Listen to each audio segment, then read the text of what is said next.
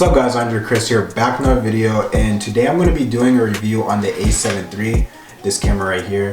I know I talked to you guys about doing a review on a camera last week, so let's get right to it.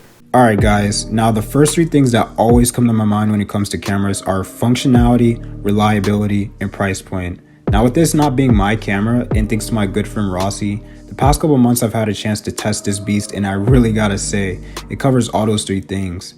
Now this camera did come out 2 years ago in 2018, and Sony has come out with a lot newer and way more powerful cameras, but guys, this thing is simply just a powerhouse.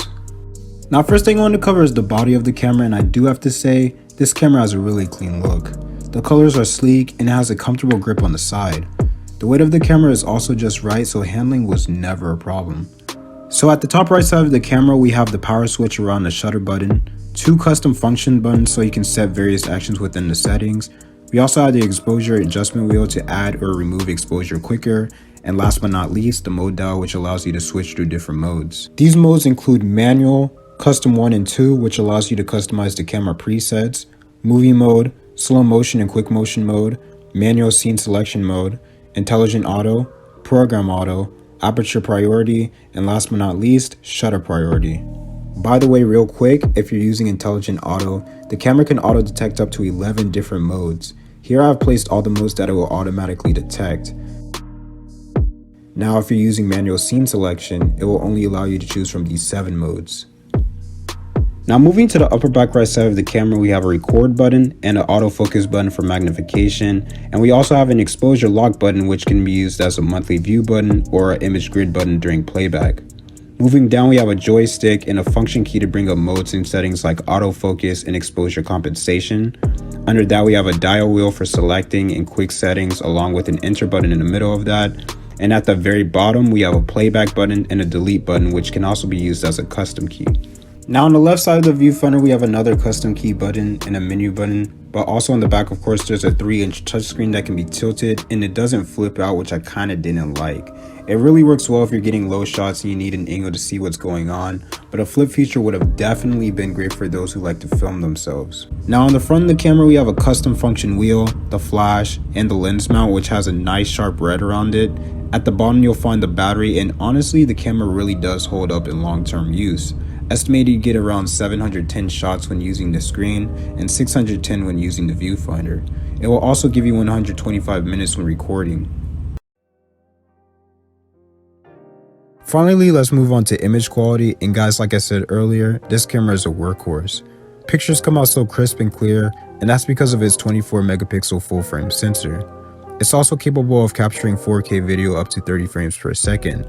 Bring it down to 1080p and you can go all the way up to 120 frames. And I'm going to say it again, this camera captures every detail, it's crazy. Here's a small compilation of pictures and videos.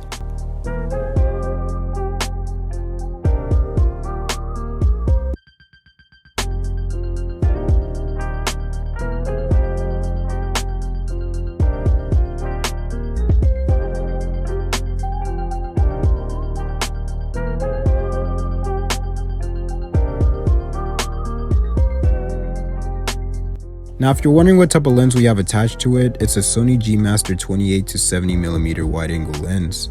I want to keep this video specifically for the Sony A7 III, but if you guys want to see a full video covering this lens, let me know in the comments. Another accessory you guys may enjoy with the camera is the Ronin stabilizer. It's really good for getting those clean, nice shots when you're on the move. Now last but not least is the price of the camera. Right now you can purchase the body for about $1,800 at places like Best Buy, Amazon, and B&H, so a little under $2,000. You may could also snatch it a little less still on other websites if you look hard enough. Now guys, at the end of the day, this camera may not have the higher resolutions and specs more newer cameras have today, but it still gets the job done and still at an amazing level. And like I said earlier in the video, it covers 3 things I'm looking for in a camera: functionality, so it's not hard to use, and button placement is excellent. It comes in clutch with reliability, lightweight, and I can definitely use it at any event, and price point is still hard to beat compared to other cameras in its class. The Sony A7 III is still a beast of a camera in my books. Anyways guys, thanks for watching my video. Make sure you guys like, share, and subscribe. Also subscribe to Rossi Brian. He really helped me out with a lot with the camera. So subscribe to that channel real quick. Also merch coming out real soon. I'm gonna have a video for that soon. Website coming out soon too. Anyways guys, I'm iAndroidChris, and I'll be back with another video. Peace.